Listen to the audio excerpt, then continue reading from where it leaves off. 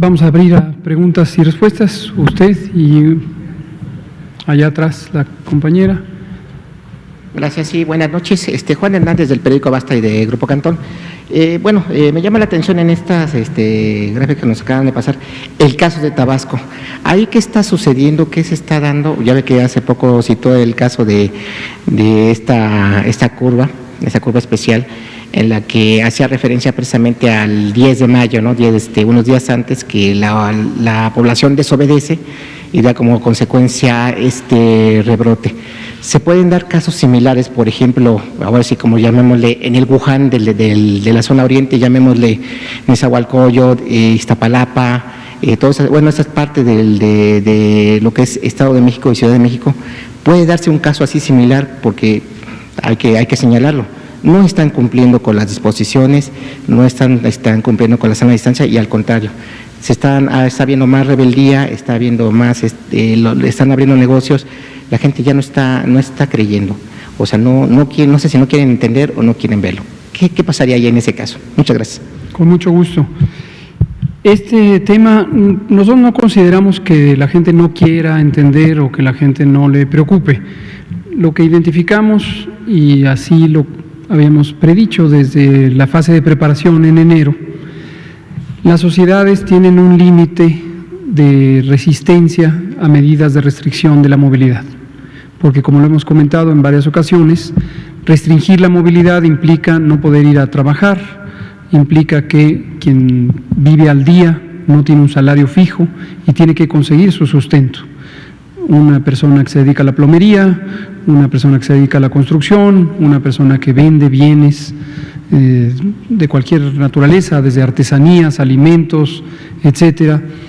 Las personas que son propietarias de pequeños establecimientos comerciales, de todos los giros posibles, y al no poder ir a trabajar o sencillamente no recibir los clientes que se necesitan, pues empieza a entrar en dificultades, y las dificultades son muy importantes.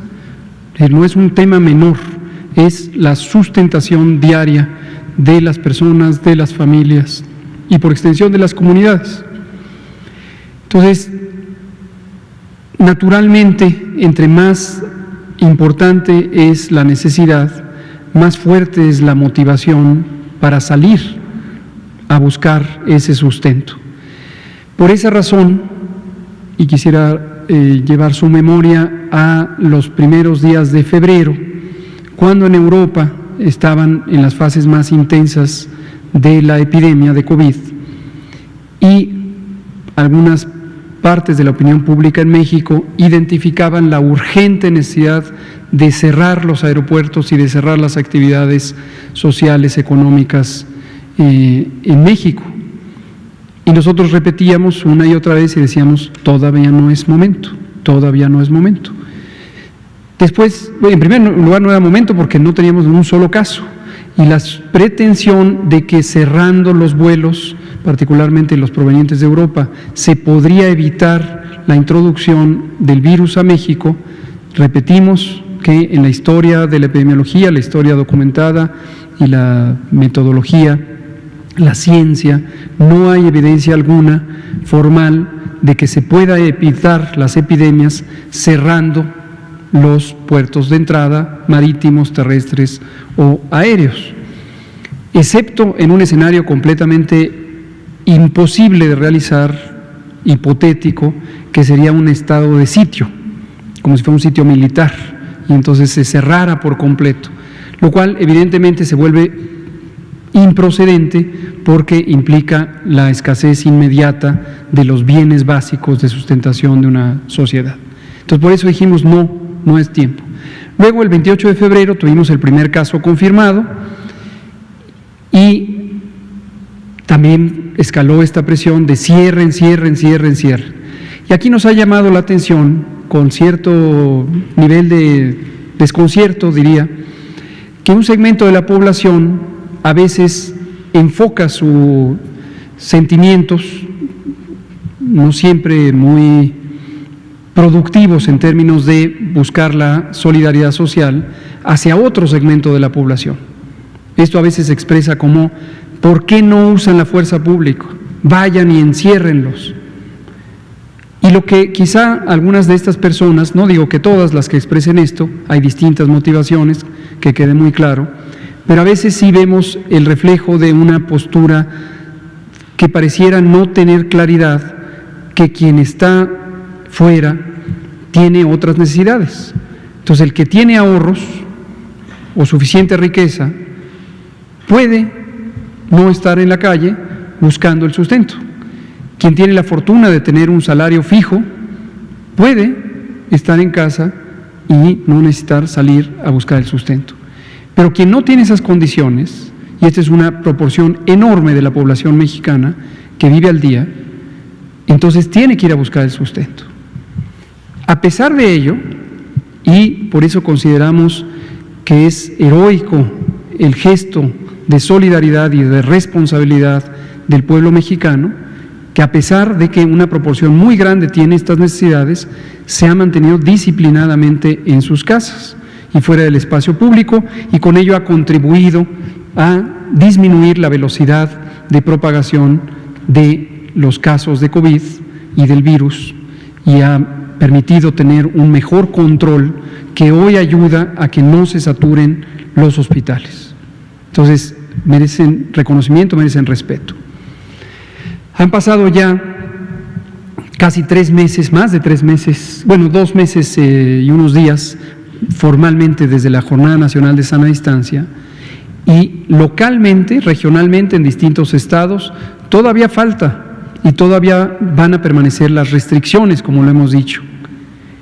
Entonces, es importante mantener la calma, pero también tener claridad de que no siempre se puede, excepto que las consecuencias por asumir se permitieran, cosa que no nos parece conveniente. No se puede usar la fuerza pública, o no se debe, consideramos nosotros desde el inicio, usar la fuerza pública, sino persuadir a las personas. ¿Necesitaría una campaña precisamente para otra vez que la gente permanezca en sus hogares? Va a haber, como comentábamos, y lo vamos a, gracias por mencionarlo, porque a lo largo de la siguiente semana vamos a empezar todos los días a hablar del semáforo, y la orientación de la comunicación va a estar precisamente en el sentido de que el 30 de mayo terminará la Jornada Nacional de Sana Distancia, pero eso no quiere decir que regresen las actividades al estado que tenían antes del 23 de marzo, cuando esta Jornada Nacional de Sana Distancia empezó. Lo que quiere decir es que de manera diferenciada, en algunos estados se va a necesitar mantener todavía varios días de restricción de la movilidad. En algunos otros estados se podrá hacer una liberación de actividades, de algunas actividades, y en otros va a entrar ese tipo de restricciones en una etapa posterior. Y para eso es el semáforo. Lo vamos a volver a explicar. Curiosamente, cuando se está en el semáforo rojo, indica que existe el más alto riesgo de transmisión, porque está en una fase ascendente la curva epidémica, es decir, están aumentando los casos diariamente, o existe una saturación o una tendencia a la saturación de las unidades hospitalarias y otros parámetros. Entonces, cuando se esté en rojo, solo las actividades esenciales podrán permanecer. Cuando se esté en naranja, se podrán sumar las no esenciales con restricciones.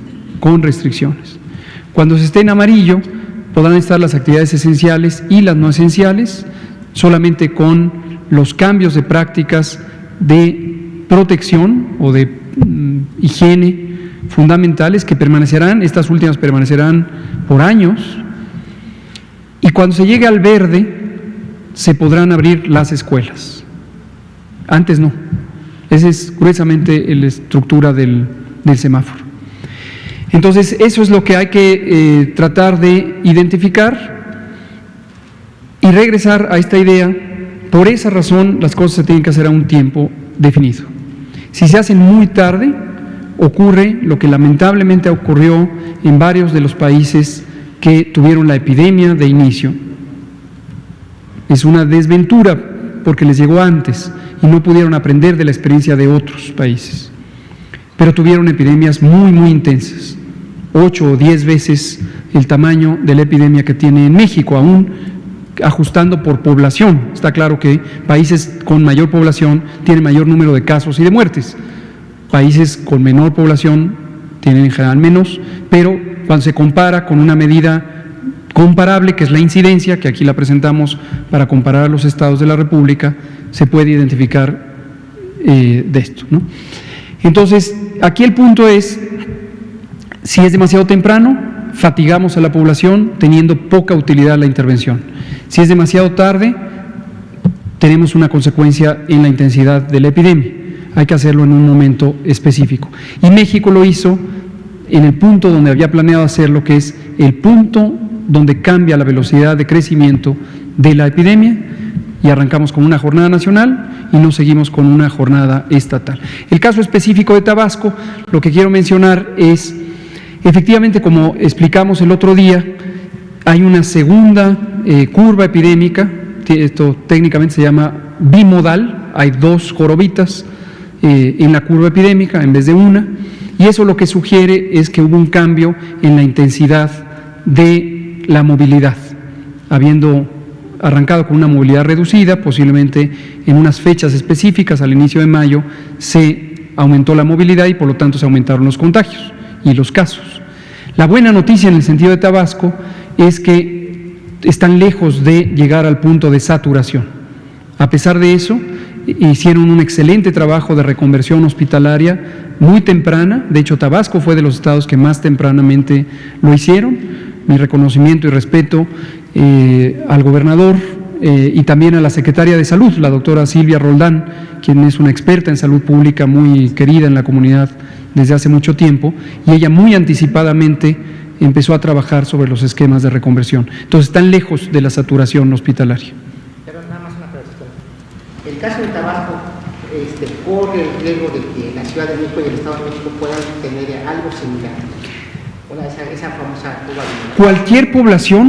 Cualquier población, en el momento en que aumente la movilidad, tiene la mayor probabilidad de tener mayores contagios.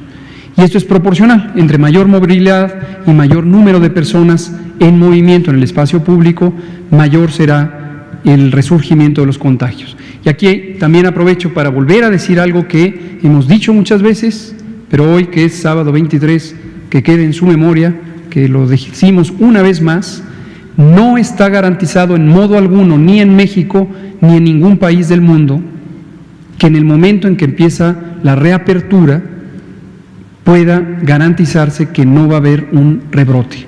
Que quede muy claro, por favor, muy claro, para ustedes, comunicadoras y comunicadores, para ustedes en la sociedad, en el momento en que empiece la reapertura, vamos a tener experiencias de rebrote, que quede muy claro, pero es imposible, indeseable, inconveniente, potencialmente muy dañino, pretender que se puede mantener el estado de inmovilidad por tiempos demasiado largos.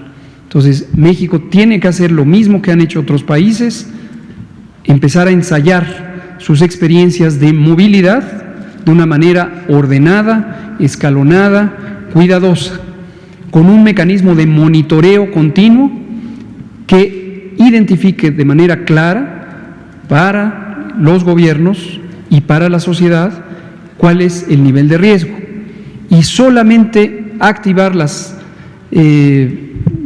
eventos de la sociedad, económicos, sociales, educativos, de acuerdo a la magnitud del riesgo, en una forma escalonada. Y eso es lo que vamos a hacer. En el momento que se empezaran a presentar cambios en el comportamiento de la epidemia y empezar a aumentar la transmisión, se hace lo correspondiente y se puede reducir, y se debe reducir, y se reducirá la movilidad. Ese es el esquema. ¿Sí? Perfecto. Usted, luego allá la compañera de atrás, luego nos vamos aquí con Fernanda, Carlos y Dulce. Gracias, doctor. Daniela Pastrana, de Pie de Página. Tengo un par de preguntas. Una es, de estos 7,175 personas que han fallecido, ¿tienen un porcentaje de cuántos no han tenido un cuadro con comorbilidad, pues con otra enfermedad que haya detonado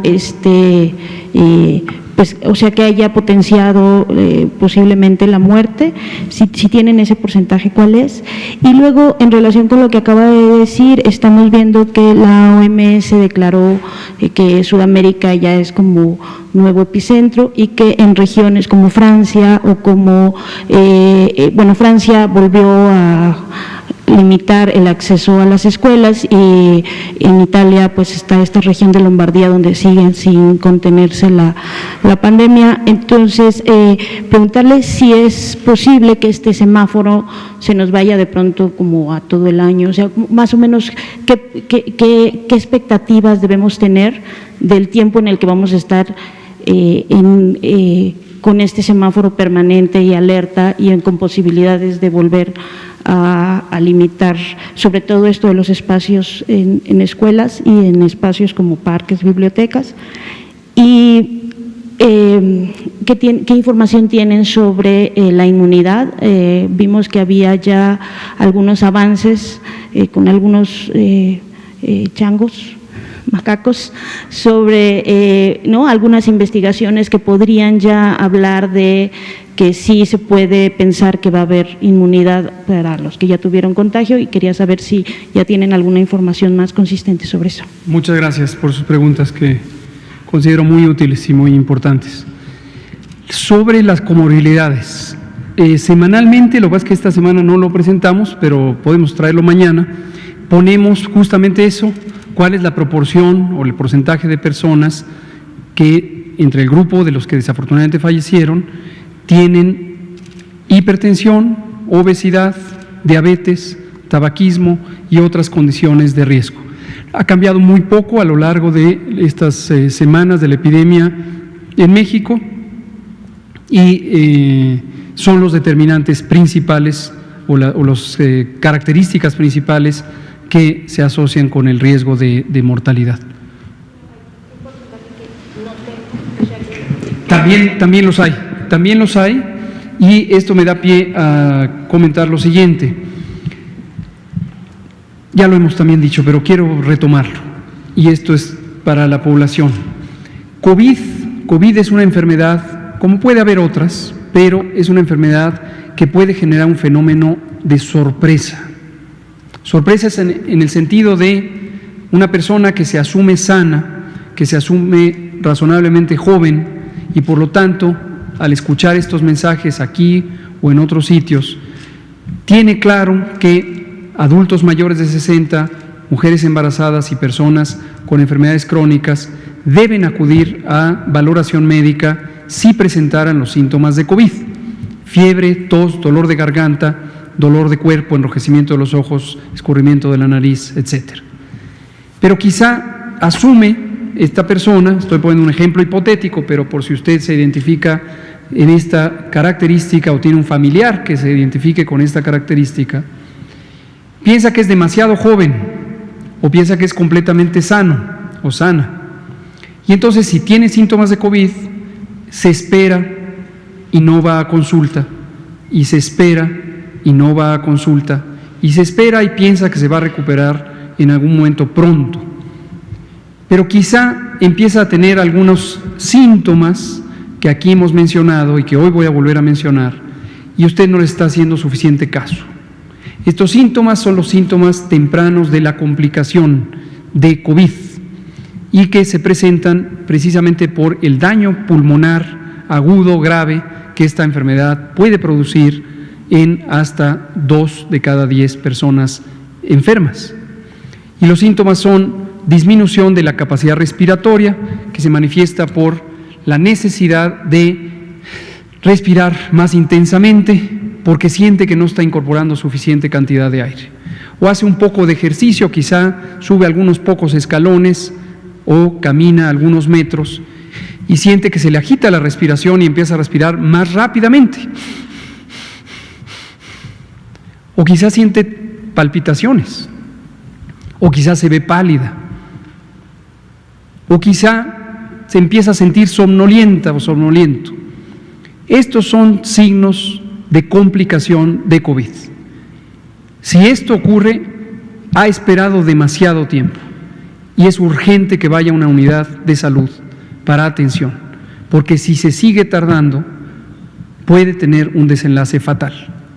Entonces, es importantísimo esto, porque lo que hemos visto es que desafortunadamente en varios, una proporción que mañana presentaremos, de personas que no conocían que tenían la enfermedad. Y también en México, que tenemos un riesgo de diabetes tan alto, por las razones que hemos explicado aquí una y otra vez, 40 años de una mala nutrición, tenemos personas que no sabían que tenían diabetes hasta el momento en que tuvieron las complicaciones de COVID. De hecho, en México, del 14% de la población mayor de 20 años que tiene diabetes, 14% de la población, la mitad no sabían que lo tenían.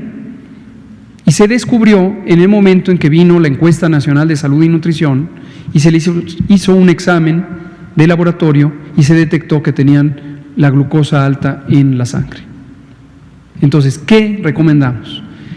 Tener un alto nivel de sospecha. Si la persona tiene sobrepeso, es una razón.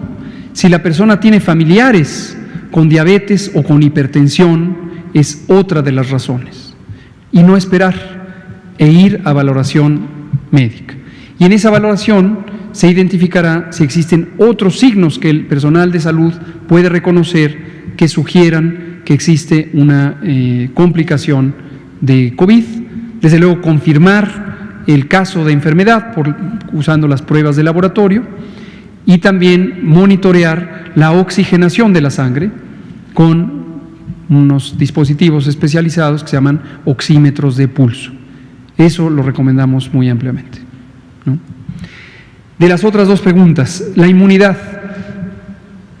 Yo diría que hay esperanza, pero todavía la evidencia científica no es tan consistente. Hay esperanza porque se tiene la experiencia de otros coronavirus, incluyendo SARS de 2002 y MERS de 2011 y otros 4 coronavirus de circulación muy común en la población. Y hay esperanza de que pudiera haber una respuesta inmune que fuera protectora en términos biológicos para la infección. Pero yo diría, todavía nos falta un poco de evidencia en el mundo para afirmarlo. Y había preguntado una tercera. ¿Qué podemos esperar con el tiempo de ¿Cómo no? Esto es importante. Faltan muchos episodios, muchos eventos por identificar a lo largo de la epidemia en México y en el mundo. Y es difícil hacer una predicción general sobre hasta cuándo va a seguir el virus SARS-CoV-2 circulando en la población y causando enfermedad. Una predicción muy general es que virus SARS-CoV-2 se quedará para siempre, si no para siempre, por muchos, muchos años. Y lo sabemos porque otros coronavirus siguen ahí circulando. En la medida que se establezca un equilibrio ecológico con la población humana, y este equilibrio ecológico en mucho depende de la inmunidad, se tendrá una condición en donde, a pesar de que el virus esté frecuentemente en la población, y el virus no tiene reservorios ambientales que se conozca, pero nos falta todavía conocer cuáles y cuántos son los reservorios animales. Se ha hablado del famoso pangolín, se ha hablado de los murciélagos. Es posible que muchas otras especies animales de la vida silvestre sean reservorios, pero puede permanecer también tanto en cadenas de transmisión silenciosas en los humanos como en estas especies de la vida silvestre. Es difícil predecir cuánto tiempo va a seguir causando enfermedad, pero un elemento importantísimo es el porcentaje de la población que desarrolla inmunidad, si es que la inmunidad produce protección contra la infección. Ya empezaron a salir algunos resultados preliminares de algunas encuestas serológicas en el mundo. Menciono la de España, donde se identificó en términos generales un 11%. Sorprendentemente en Madrid, la capital y la zona más poblada y aparentemente más afectada, solo 5%. En el condado de Los Ángeles hubo una encuesta también publicada durante la semana pasada con un 4.7%, el porcentaje de personas que tienen anticuerpos contra el virus SARS-CoV-2. En Nueva York, hace varias semanas, más de 5, se publicaron resultados de una encuesta con 23%. Y así irán reconociéndose las proporciones. Pero como comentamos el sábado anterior, la inmunidad de rebaño es la cantidad o la proporción de personas que en una sociedad necesitan tener inmunidad para detener la transmisión. Y esta necesita ser de 65 a 70%. Entonces nos falta todavía mucho. Y una pregunta que quizá resultará consecuente es, ¿y México cuándo va a hacer su encuesta de cero prevalencia? Entonces ya lo hemos comentado, la encuesta nacional de salud y nutrición, que ya se empieza a preparar, va a tener un componente específico COVID y estamos pensando que en el mes de julio o agosto se empiece a hacer la recolección de datos y de muestras sanguíneas. Termino con esta respuesta a esta pregunta que le agradezco, Andrea, que consiste en preparémonos para una epidemia larga. Estas mismas palabras las usamos hace varios meses, antes de tener el primer caso en México, y dijimos, preparémonos para una epidemia larga. Larga quiere decir que las curvas epidémicas de distintas ciudades y estados en el país se van a estar presentando durante junio, durante julio, algunas se prolongarán hasta agosto, quizá algunas hasta septiembre, sobre todo en las dos mayores ciudades después de la Ciudad de México, que todavía no tienen una transmisión activa o tan activa, Guadalajara y Monterrey. Es posible que cuando entren más tardíamente, y dado que son poblaciones grandes, dure la epidemia y se proyecte prácticamente hasta septiembre, quizá hasta octubre. Y en octubre empieza la temporada de influenza. No está garantizado, pero es probable que con la llegada de la influenza también pudiera reemerger COVID. Y el reto es importante porque nuevamente la ocupación hospitalaria puede estar ahora combinada con personas que tienen infección respiratoria aguda grave causada por influenza y quienes la tengan por COVID. Entonces, preparémonos para una epidemia larga. Por favor, creo que ya me salté el orden, estaba la compañera. Usted allá atrás, y luego estaba aquí Carlos, Fernanda y Dulce, y luego usted, y luego usted. Hola doctor, muy buenas noches. Paola Betancourt de Multimedios Televisión. Pues aquí constantemente se nos informa acerca de los vuelos que han llegado con insumos. Sin embargo, pues esta semana estuvimos viendo que continúa manifestándose el personal médico, tanto de un hospital en Texcoco, también en el Hospital Venados. Entonces, ¿por qué podría continuar esta manifestación y esta exigencia por parte del personal médico para que se les otorgue el equipo de protección personal necesario justamente para poder afrontar la pandemia por COVID-19? Gracias. Muchas gracias. Sí, recuerdo que usted ha hecho esta pregunta en varias ocasiones. Es muy importante que quien se manifieste en todo su derecho, lo cual es siempre muy respetable y muy importante escucharle, pero es muy útil cuando se manifiesta y da información concreta. Entonces, nuestra información es que se ha repartido en todo el sistema. Por ejemplo, Venados es parte del Instituto Mexicano del Seguro Social y el abastecimiento es común a todas las unidades de acuerdo a la cantidad de pacientes que se estima que atienden y el tamaño de la infraestructura y el número de personas, obviamente, de médicas, médicos, enfermeras. Entonces, desconozco en forma concreta por qué se manifiestan. Usted ya misma lo dice, ya ha salido en las noticias, que la motivación es porque identifican que no está el equipo necesario, en cantidades necesarias o en tiempo necesario. Pero sin duda va a ser muy importante que se identifique en dónde se trabó la cadena de abastecimiento. Lo que le puedo garantizar es que llegan los aviones, llegan los insumos, en el nivel central del Seguro Social, por poner el ejemplo, se administran los insumos, se mandan a las oficinas de representación estatal, antiguamente llamadas delegaciones, y estas llegan a los distintos sitios. ¿Qué pasa localmente? Pues tiene dinámicas diferentes y a lo mejor ahí es donde está el problema. Gracias. Está Fernanda, Carlos, Dulce y usted y usted. Buenas noches. Fernanda para el canal de Glucosa Atómica. Doctor, 2 preguntas. La primera, conocer su punto de vista sobre los artículos que se publicaron en la revista Lancet. El primero fue un estudio multinacional sobre el uso de hidroxicloroquina con o sin macrólido, en el cual concluyeron que no hay ningún beneficio terapéutico e incluso se asoció a arritmias ventriculares y a un aumento del riesgo de muerte. Y el otro sobre una vacuna que se probó en Wuhan, China, mostrando una respuesta inmune humoral prometedora contra el SARS-CoV-2. Y una pregunta más. Hace unos días vinieron los especialistas que hablaron sobre los niños y la adolescencia y los adolescentes.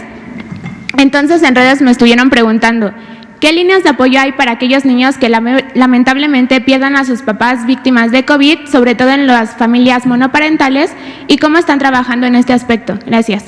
Muchas gracias. Tomo la última pregunta primero. La respuesta inmediata es, esto es una tragedia y es muy lamentable, y esto ocurre con muchas otras enfermedades que son prevalentes en México o causas de muerte, incluyendo las lesiones de causa externa, que son una de las primeras causas de muerte general en México. La violencia, por supuesto, también, la diabetes, la hipertensión, que son las 2 primeras causas de muerte. Entonces es un fenómeno en realidad mucho más amplio, no es específico para COVID-19 cuando una criaturita se queda sin sus familiares porque los pierde ante enfermedad o ante lesión. Existen distintos mecanismos que no son necesariamente ni único ni una responsabilidad del gobierno federal solamente, también existen mecanismos a nivel estatal o incluso a nivel municipal. El DIF es la institución que tiene la mayor cobertura o la mayor capacidad nacional, pero el DIF a veces lo que hace es articular esfuerzos en lo que se conoce como asistencia social, que es parte de la materia de responsabilidad del DIF. Y lo que se hace es buscar los mecanismos, a veces de apoyo financiero, a veces de apoyo institucional. Cuando existe carencia absoluta de familiares que puedan hacerse cargo de los niños, se coordina para que haya recibirlos institucionalmente, ¿no?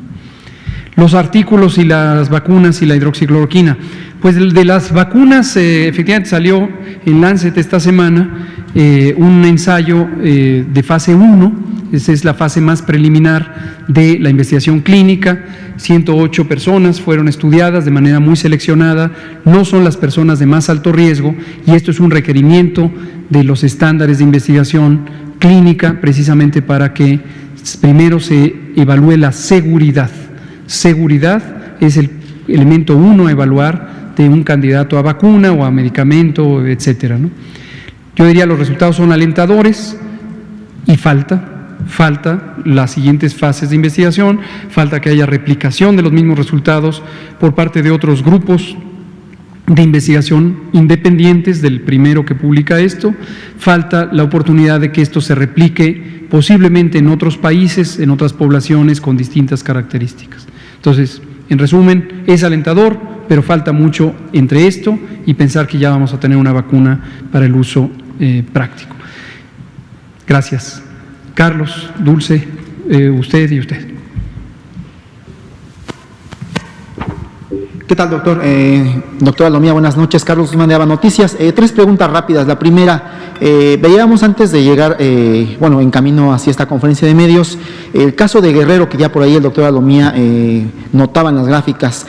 Hay un repunte importante en cuanto a la cuestión del aumento. Estábamos checando algunos datos. El caso de Chilpancingo es importante, y el caso de Acapulco, incluso la alcaldesa de esa ciudad prevé que de los 16,000 casos que se presentan, 555 están en esta parte de Acapulco.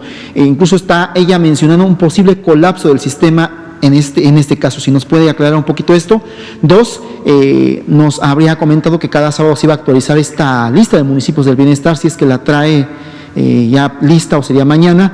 Y la tercera, retomando el tema del deporte, el viernes se dio a conocer por parte de la Liga MX la cancelación de su torneo, pero están comentando que se puede retomar en julio. Si nos puede dar ya la fecha específica que ha platicado con la gente de la Liga MX en cuanto a retomar ya los encuentros, aunque sea con estadios vacíos. Gracias, doctor. Muchas gracias, Carlos. Tomo la de MX y le dejo la de Acapulco y Guerrero al doctor Alomía. Lo de la Liga MX, unilateralmente, en un gesto yo estimo de gran responsabilidad, los que están involucrados en la liga, los directivos, los patrocinadores, tomaron esta decisión.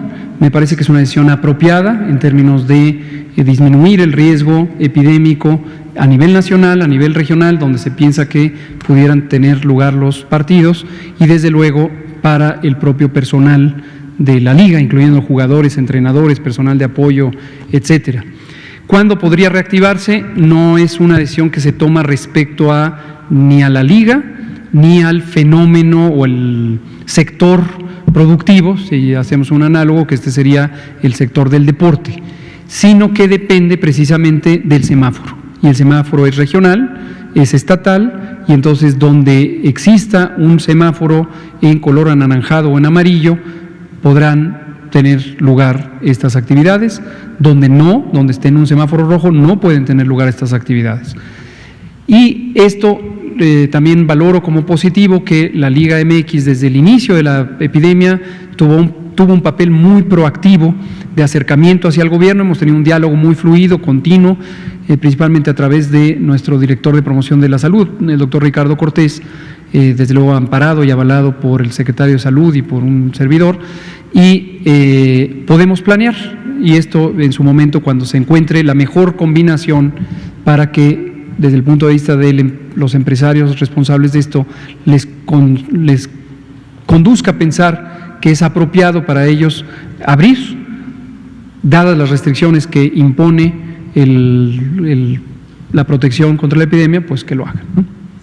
La segunda, en cuanto al sistema de salud de Guerrero, que le comentaba. Vamos a permitirle al doctor Alomía que nos comente, porque él tiene información muy precisa sobre las curvas epidémicas. Sí, gracias. De hecho, comentar que en el caso de Guerrero y específicamente Acapulco, esta localidad se ha estado comportando de acuerdo a lo estimado, y lo estimado es precisamente que en estos días estén alcanzando la mayor cantidad de casos.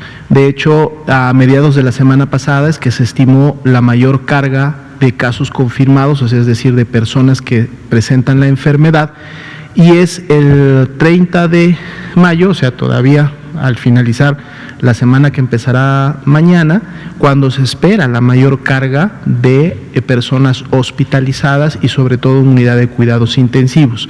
Entonces sí, hay un incremento importante en la carga de enfermedad, tanto de personas enfermas como de hospitalizados.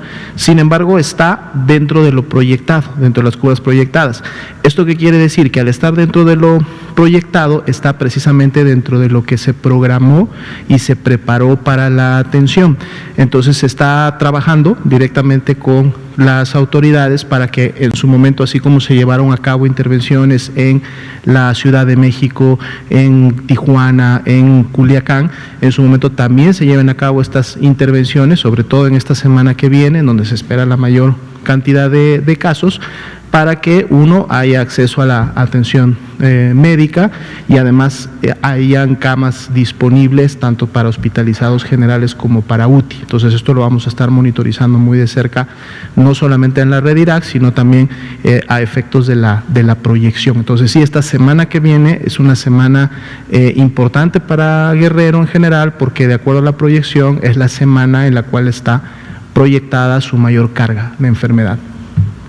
Y un elemento que quiero comentar a propósito de Guerrero, pero ocurre en varios otros estados, en previsión precisamente a las proyecciones, nosotros sabemos en qué momento van a empezar los retos de manejo de la epidemia localmente, y se han designado personas, funcionarias públicas, coordinadoras de esta vinculación de gobierno federal con el local, además de los mecanismos ordinarios que tienen las instituciones. En el caso de Guerrero está nuestra compañera Rocío Bárcenas del DIF, quien tiene una amplia experiencia en gestión y es sumamente proactiva, y ha estado, y ella nos comparte informes, nosotros le compartimos también información, y se mantiene una vinculación muy estrecha también en ese mecanismo. Sí.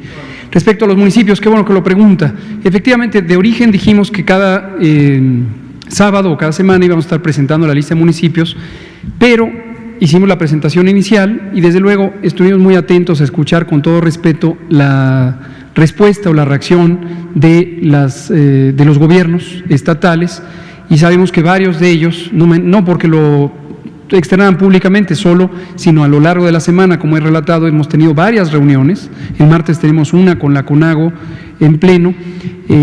Externaron distintas inquietudes sobre el significado de los municipios de La Esperanza localmente y tomaron decisiones que respetamos por completo.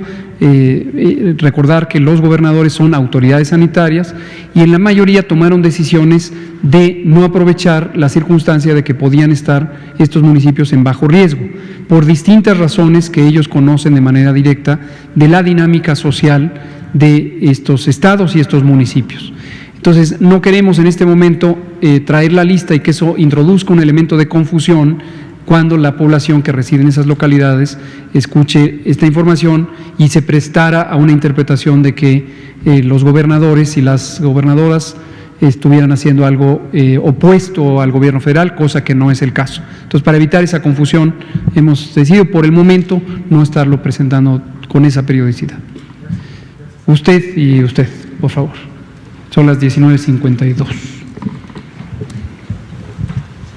Ok, Olinka Valdés, de Eje Central. El doctor Alomía dijo el 22 de mayo que se habían aplicado 52 pruebas a nuevos reclusos en la Ciudad de México. Quiero saber si esto se ha hecho diario, si tienen el reporte de cuántas personas privadas de su libertad se encuentran enfermas de COVID, y publicaron en su sitio un protocolo de atención para la atención de COVID al interior de los centros federales de reinserción social, donde se recomienda que se tengan áreas de aislamiento para las personas privadas de su libertad que presentaran síntomas. ¿Esto ya es un hecho y están aplicando pruebas en los ceferesos? Muchas gracias, sí. Perdone, tengo otra. Me gustaría saber cuánto costaron las 300,000 pruebas y cómo se distribuyeron en los estados. Con gusto. Le dejo al doctor Alomía que... Sí, muchas gracias. Efectivamente, la actividad continúa. Si gusta, mañana podemos actualizar los datos. De hecho, el INDRE está realizando un apoyo directo a la Ciudad de México para esta intervención en las personas que son privadas de su libertad y que son de nuevo ingreso. Están realizando este muestreo. En este caso es un protocolo especial, es decir, no es la vigilancia epidemiológica que tenemos en México, que se enfoca claramente a la búsqueda de casos sospechosos, dado que estas personas están asintomáticas, pero lo que se hace es buscar una clasificación o un estadio de portador antes de que ingresen a un área, lógicamente, donde pues puede haber mucho riesgo de transmisión como tal. Todos los días prácticamente están llegando muestras de este protocolo. En algunos casos son 30 muestras, en algunos casos 40. Con mucho gusto actualizamos las cifras. Lógicamente son cifras que las maneja y las tiene con mayor claridad la Ciudad de México, ya que es una intervención que precisamente ellos diseñaron y ellos dan seguimiento, sobre todo en la parte de aplicación. Pero con mucho gusto solicitamos los datos al INDRE para poderlas actualizar. Hay un lineamiento, de hecho, que se emitió, no es nuevo, es un lineamiento que se publicó ya hace algunas semanas, precisamente pensando en que puede haber un riesgo importante en personas que están en ciertas condiciones y que por lo tanto entonces deben las personas que están a cargo de ellas llevar a cabo acciones de prevención muy enfocadas o muy focalizadas. Son muchas de las acciones que podrían inclusive encontrarse en el lineamiento de espacios cerrados, por ejemplo, pero dado la especificación de las dinámicas que se llevan a cabo dentro de estos lugares, se optó por hacer un lineamiento bastante específico. Lógicamente este lineamiento está difundido, como la gran mayoría de los lineamientos. La aplicación la realiza los responsables directos en cada una de las áreas, y para efectos de su implementación, también dependiendo dónde se encuentre el ceferezo correspondiente, hay una vinculación con la entidad federativa para tema de insumos, para tema de vigilancia epidemiológica, para tema de promoción de la salud hacia el interior de cada uno. Entonces es una implementación que se está haciendo constante.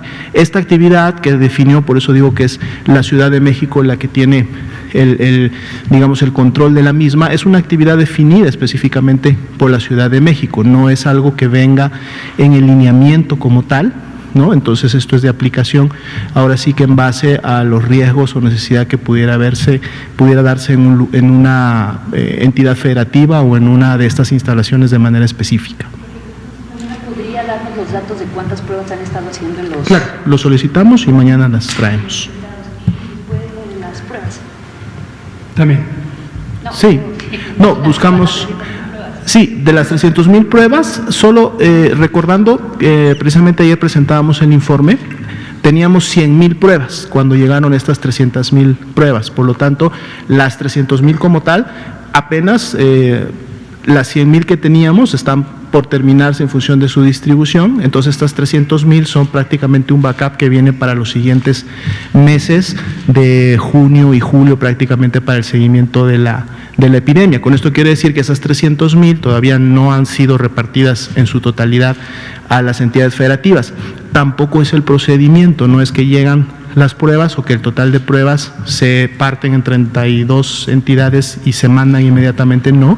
Hay un control, las pruebas quedan a resguardo del INDRE.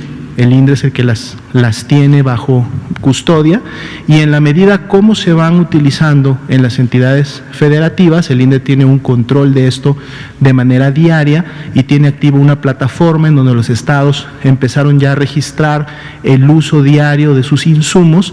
Entonces, en función de este monitoreo de la necesidad del estado, se van enviando, digamos, por paquetes o por grupos de pruebas. Esto tiene que ver también con mantener las pruebas en buen resguardo, son pruebas que tienen que estar en red de frío, deben de tener siempre un control y una vigilancia de la calidad de las mismas y en base a la capacidad que tenga cada laboratorio estatal, hay laboratorios más grandes, hay laboratorios medianos, algunos más pequeños, y en función tampoco de que tengan una cantidad en demasía de pruebas que excedan su capacidad de almacenamiento o que no es necesario que las tengan almacenadas porque el procesamiento o la capacidad diaria de emisión de pruebas es menor, entonces se va calculando. No es la misma cantidad a todas las entidades, depende de varios indicadores que se utilizan para definir con qué periodicidad y qué tantas pruebas se van enviando, pero los laboratorios estatales, las entidades ya saben que si en un momento determinado requieren alguna cantidad extra de pruebas, lo único que hace es su directora del laboratorio estatal, le habla a su contraparte en el INDRE, hace la solicitud y las pruebas les llegan en 48 horas. Gracias, doctor Lomi. Usted. Vamos a... Mañana damos un informe completo de pruebas para no centralizarnos en un solo tema con una sola persona. Queda medio minuto para una pregunta adicional, pero mañana lo agotamos. Muy bien, Pablo Pérez de Verificado. Se ha mencionado ya muchas veces la mala alimentación como detonador de algunos de los factores de riesgo. Sin embargo, también se ha publicado, tanto para COVID como para la influenza, la presencia de la contaminación ambiental como uno de los detonadores de sensibilidad para los casos más graves. ¿Se tiene pensado reforzar de alguna manera la legislación actual, alguna campaña, tomando en cuenta que pues, las ciudades más pobladas de nuestro país tienen niveles en general inaceptables de contaminación ambiental? Claro.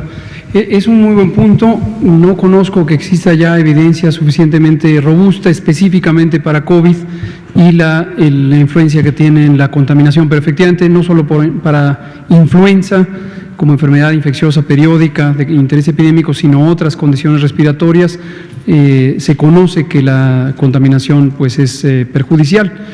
Un elemento adicional es la altitud, que es un fenómeno no modificable. En 2009, cuando fue la epidemia de influenza, hicimos una investigación con el doctor Pérez Padilla sobre altitud y el riesgo de complicaciones, y claramente hay una asociación en ese sentido. Sí sería muy deseable, no considero que necesariamente solo la existencia de una epidemia como COVID es el único impulsor hacia las políticas de tener una mejor calidad del aire, pero le puedo comentar, porque tengo el privilegio de participar en la Comisión Metropolitana Ambiental de la Megalópolis, que el tema en general se ha revisado con especial interés y se ha identificado distintas rezagos muy importantes en las políticas públicas que tienen que ver con la regulación ambiental de múltiples temas, pero en particular del aire. Y el doctor Víctor Manuel Toledo, nuestro secretario de Ambiente, el titular de Semarnat, Me queda clarísimo que tiene una agenda muy precisa y muy intensiva para mejorar las condiciones del ambiente en el país, incluyendo la calidad del aire. Muchas gracias. Aquí terminamos, son las 20:01 y continuamos mañana con los temas pendientes. Empezamos, si quiere, con usted sobre el tema. Gracias.